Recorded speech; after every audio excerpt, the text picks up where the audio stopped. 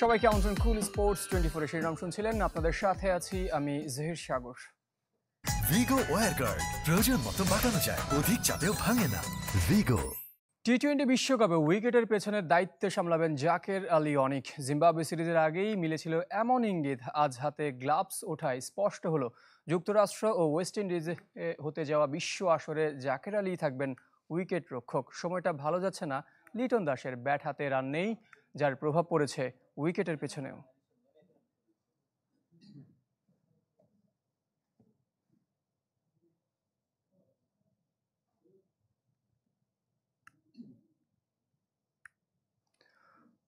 দর্শক, প্রতিবেদনটির জন্য আমরা একটু অপেক্ষা করছি।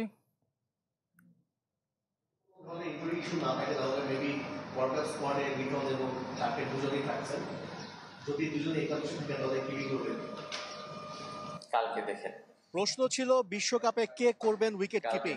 অধিনায়ক জিম্বাবুয়ের বিপক্ষে প্রথম টি-20-তে নজর রাখতে বলেছিলেন।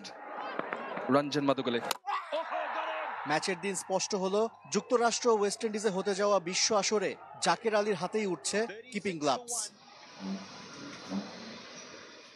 সময়টা ভালো যাচ্ছে না লিটনের। ব্যাট হাতে রান নেই, যার প্রভাব পড়ছে উইকেটের পেছনেও। লঙ্কা সিরিজের মাঝে ঢাকা প্রিমিয়ার লিগে এক ম্যাচ খেলেছিলেন শাইনপুকুরের বিপক্ষে। একাধিক ক্যাচ আর স্টাম্পিং মিস করেছেন। রান খরার কারণে মানসিক চাপে ছিলেন লিটন।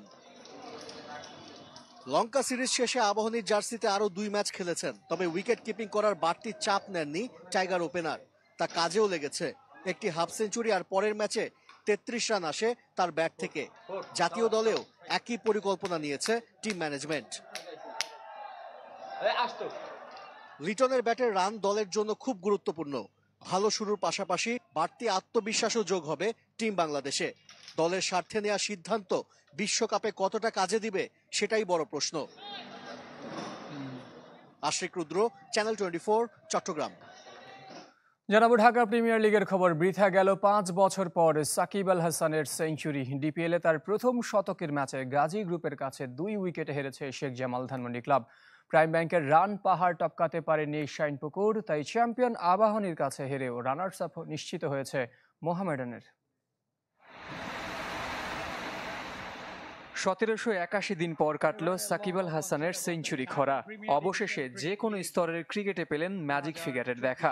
প্রথম সেঞ্চুরি সাকিব আল হাসান। লিস্টে ক্রিকেটে 10ম আর প্রিমিয়ার লিগে প্রথম, বাকি 9টি জাতীয় দলের হয়ে, যার শেষটি ছিল 2019 ওয়ানডে বিশ্বকাপে ওয়েস্ট ইন্ডিজের বিপক্ষে। 7টা 6 মাহমুদ রাব্বি। বিকেএসপিতে গাজী গ্রুপের সাথে 43 বলে পান 50-র দেখা। পরের 30 বলে পূর্ণ করেন সেঞ্চুরি। 136.99। কিন্তু বৃথা যায় 9-4 ও 7 ছক্কায় সাকিবের 107 রানের ইনিংস। তাকে টপকে ম্যাচের হিরো যুব দলের অধিনায়ক মাহফুজুর রহমান রাব্বি। তার 125 রানের ইনিংসে 8 বল আগে জয়ের উল্লাসে মাতে গাজী গ্রুপ। সেঞ্চুরির দেখা পেয়েছেন মোসাদ্দেক হোসেনও। তার দল আবাহনী আরও একবার মোহামেডানকে হারিয়ে তুলে নিয়েছে লিগে টানা 15তম জয়। মোহামেডান স্পোর্টিং ক্লাব লিমিটেডকে টস জিতে ব্যাট করতে নেমে অধিনায়কের 133 রানে ভর করে 32 বল বাকি থাকতে 303 রানে অল আউট হয় আবাহনী। 91 রান ওপেনার সাব্বির হোসেনের। বল হাতে 3 উইকেট নিয়ে আবু হায়দার রনি মোহামেডানের হয়ে লড়েছেন ব্যাট হাতেও, কিন্তু সাদা কালোদের জেতাতে পারেনি 7ম উইকেটে রুবেল মিয়ার সাথে তার 96 রানের জুটি। হেরেও লিগ রানার্স আপ মোহামেডান। সে নিশ্চয়তা দিয়েছে দিনের অপর ম্যাচে প্রাইম ব্যাংকের কাছে শাইনপুকুরের পরাজয়, যে ম্যাচে হয়েছে আরও 2 সেঞ্চুরি। তবে জাকির হাসানের 158 রানের ইনিংস ম্লান করতে পারেনি অমিত হাসানের 104। জহির সাগর, চ্যানেল 24।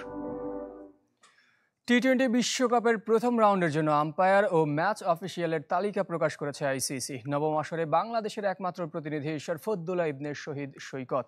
20 জন আম্পায়ারের সাথে আছেন আরও 6 জন ম্যাচ রেফারি। মার্চে বাংলাদেশের প্রথম আম্পায়ার হিসেবে এলিট প্যানেলে জায়গা করে নিয়েছেন শহীদ সৈকত। যদিও এর আগে ভারতের মাটিতে হওয়া 2023 ওয়ানডে বিশ্বকাপের দায়িত্ব পালন করেছিলেন তিনি।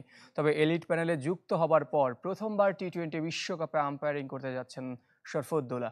এলিট প্যানেলের 12 আম্পায়ার ছাড়াও আছেন আরও 8 জন। গেল বছর আইসিসির বর্ষসেরা আম্পায়ারের স্বীকৃতি পাওয়া রিচার্ড এলিংওর্থের সঙ্গে কুমার ধর্মসেনা, ক্রিস জেফানি, পল রাইফেলরাও আছেন টুর্নামেন্টের দায়িত্বে। জয়রামান মাদানাগোপাল, আল্লাউদ্দিন পালেকার, স্যাম নোগাস্কি, রশিদ রিয়াজ ও আসিফ ইয়াকুব সিনিয়র ইভেন্টে অভিষেকের অপেক্ষায়। প্রথমবারের মতো 20 দলের অংশগ্রহণে অনুষ্ঠিত হচ্ছে টি-20 বিশ্বকাপ। 28 দিন ব্যাপী 9 ভেন্যুতে মোট ম্যাচ হবে 55টি। এই যে আমার ব্যাংক আরএফএল গ্যাস স্টোভ, এর সায়েন্টিফিক নজল আর ব্রাশ বার্নার তাপকে সমানভাবে ছড়িয়ে খরচ বাঁচায় 25%। আরএফএল গ্যাস স্টোভ, নিরাপদ ও গ্যাস সাশ্রয়ী। নির্বাচনের বছর, ভোটার বাড়ল ফুটবল ফেডারেশনে। নারী লীগ থেকে 4 ক্লাব কর্তা হবেন কাউন্সিলর। এদিকে বাংলাদেশ প্রিমিয়ার লিগ থেকে ছুটির 2টির পরিবর্তে এবার 1 দল অবনমনের সিদ্ধান্ত হয়েছে। তবে লিগে অনূর্ধ্ব 18 বা 16 বয়সী ফুটবলার মাঠে নামানোর বাধ্যবাধকতা নির্বাহী কমিটি অনুমোদন করেনি। 29 জুন হবে বাফুফের বার্ষিক সাধারণ সভা বা এজিএম। 6 মাস পর বসল ফুটবল ফেডারেশনের নির্বাহী কমিটি। প্রায় 4 ঘন্টার দীর্ঘ বৈঠক, 9 এজেন্ডার ধারাবাহিক আলোচনায় কখনো কখনো উত্তপ্ত হয়েছে বাফুফের সভাকক্ষ। নির্বাচনের বছরে নারী ফুটবল লিগের ক্লাব কর্তাদের কাউন্সিলর করার যে প্রস্তাব ছিল তা সংক্ষিপ্ত আকারে পাশ হয়েছে। অর্থাৎ লিগ শেষে টেবিলের শীর্ষ 4 দলের কর্তা ফেডারেশনের ভোটার হবেন। বাকি রইল শুধু বার্ষিক সাধারণ সভায় অনুমোদনের আনুষ্ঠানিকতা। আমাদের বোর্ডে সিদ্ধান্ত হয়েছিল যে আমরা কাউন্সিলরশিপ কমাবো না। পরবর্তীতে আমরা এটা ফিফাকেও আমরা বিষয়টা অবহিত করেছি। আর এখন যে বাড়ানোর বিষয়টা, এটা মহিলা লীগের ক্লাবগুলো যে আবেদন করেছে সে আবেদনের প্রেক্ষিতে আমাদের বিস্তারিত আলোচনা হয়েছে। বোর্ড মেম্বারদের সবাই আলোচনার প্রেক্ষিতে আমাদের সিদ্ধান্ত হয়েছে যে আমরা 4টা ক্লাবকে ডেলিগেট করব। এই প্রস্তাবনাটা আমরা এজিএমে পাঠাবো। বাংলাদেশ প্রিমিয়ার লিগ ফুটবলে জোর সংখ্যার দলের ঘোষণা থাকলেও বাড়ছে আরও 1 দল, কারণ এবার চলতি মৌসুমে 1 ক্লাবের রেলিগেশনের সিদ্ধান্ত হয়েছে। কিন্তু চ্যাম্পিয়নশিপ লিগ থেকে আসবে 2 ক্লাব, দল সংখ্যা দাঁড়াবে 11। এজিএম হবে, এটা 23-এর এজিএম হবে। পেশাদার লিগ কমিটির সবশেষ সভায় নতুন মৌসুম থেকে প্রতি দলের একাদশে একজন অনূর্ধ্ব 18 বা 16 বয়সী ফুটবলার রাখার সিদ্ধান্ত হলেও নির্বাহী সভায় তা বাতিল হয়েছে। এখানে তো আসলে বোর্ডে অনেক ক্লাব যারা চালায় তারাও ছিল, তাদের বিভিন্ন ধরনের যুক্তি ছিল, যে যুক্তিতে আমরা সবাই একমত হতে পেরেছি যে আসলে ওইভাবে দিতে গেলে মানে পিছনের কিছু অভিজ্ঞতাও টানা হয়েছে। হ্যাঁ, প্রফেশনাল লিগ এটা কভার করে না। শুক্রবারের সভায় অনুমোদন পেয়েছে নতুন মৌসুমের ফুটবল ক্যালেন্ডার। আর 29 জুন বার্ষিক সাধারণ সভার তারিখ চূড়ান্ত হয়েছে। নির্বাচনের আগে হবে আরও একটি। ফয়জুল ইসলাম, চ্যানেল 24, ঢাকা। বাংলাদেশ প্রিমিয়ার লিগের খবর, আবারও পয়েন্ট হারালো মোহামেডান। চট্টগ্রাম আবাহনীর সাথে 1-1 গোলে ড্র করেছে সাদা কালো শিবির। আর শেখ জামালকে 3-2 গোলে হারিয়ে মৌসুমে প্রথম জয় তুলে নিয়েছে ব্রাদার্স ইউনিয়ন। মুন্সিগঞ্জের 27 মিনিটে এগিয়ে যায় মোহামেডান, স্কোরার আরিফ হোসেন। তবে প্রথমার্ধেই চট্টগ্রাম আবাহনীকে ম্যাচে ফেরান ইফেগু ডেভিড। তবে এরপর 2 দলের ফুটবলাররা আর তেমন সুবিধা করতে পারেনি। সাদা কালোদের সেরা ফুটবলার সুলেমান দিয়াবাতে 3 হলুদ কার্ডের জন্য এই ম্যাচে খেলতে পারেননি।